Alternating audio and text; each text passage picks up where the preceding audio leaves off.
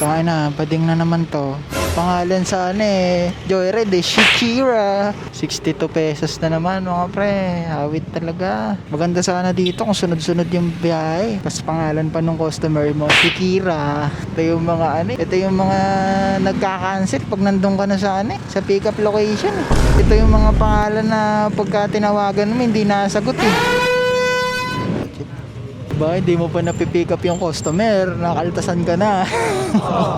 Paano kung wala to? Paano kung hindi to legit mga pre? Hindi naman namin nalalaman yung kung legit ba o hindi. Lalo kung ganito yung pangalan, Shakira. Diba? Pagka trippings to pre, wala na. Nasampuan na tayo. Pick up na natin si Shakira. Mga to, puto naman legit.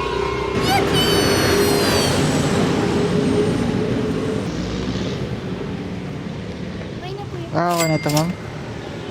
Saan na naman kaya tayo mapapadpad na ito?